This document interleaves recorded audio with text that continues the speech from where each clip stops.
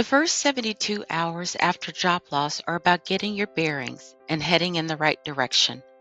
What comes next is being intentional.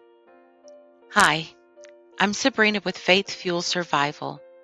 In this video, I'll talk about days 4 through 7 after job loss, where faith and wisdom begin working together.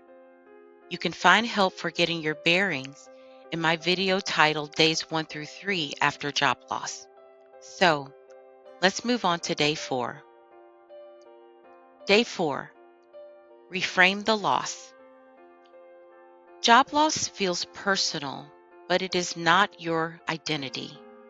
Romans 8:28 reminds us, and we know that for those who love God, all things work together for good, for those who are called according to his purpose.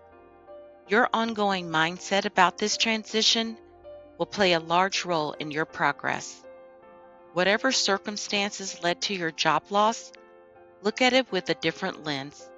This is hard to consider when the loss is fresh. But remember, this isn't rejection, it's redirection. You are not the title that you held. God's provision is not tied to just one employer. While you are working towards another job, don't forget that He is working to bring things together for your good. This moment may feel like rejection, but it could be redirection. Ask God this question: what do you want me to release? And what do you want me to prepare for? Day 5. Communicate. Don't isolate. Although you may feel like it, this is not the time to be alone. Talk to someone you trust.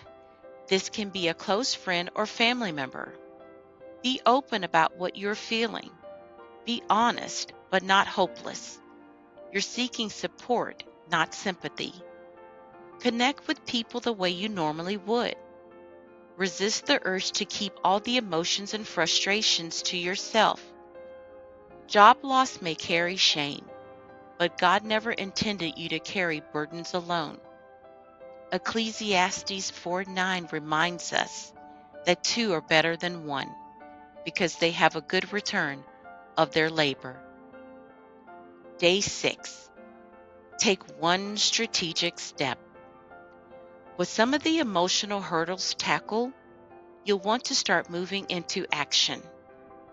Do one thing that moves you forward, not everything. Why one? Remember, you're still at the beginning of this process.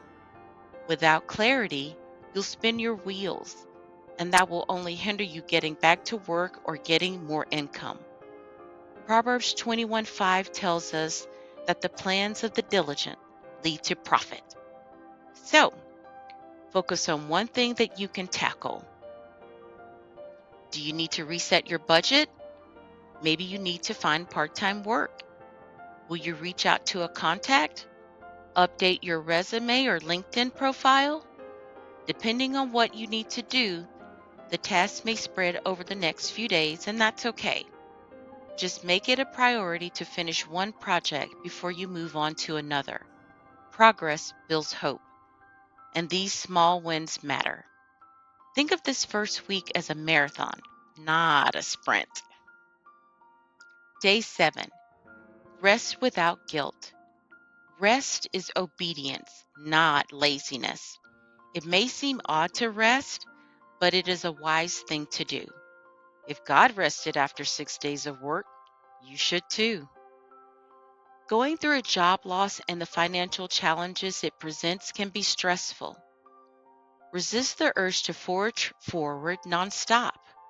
Eventually, you'll burn out and become less productive. Getting a new job and getting your finances back in order will take all of your energy. Welcome the reset, an opportunity to refuel during a very emotional period. However you choose to rest, be sure to guard your thoughts. Whenever fear arises, replace it with the truth of 2 Timothy 1, verse 7. God has not given us a spirit of fear, but of power and love and a sound mind. I hope I've given you some tools to guide you during your first week of job loss. In my next video, I'll talk about moving forward beyond the first week to prioritize your faith and finances. If this season feels overwhelming, you're not alone. If you want practical faith-based support, comment finance, and I'll share more from my Faith and Finances Toolkit. If you'd like more information about the toolkit, you'll find details in the description. I'm praying light and love over you during this season.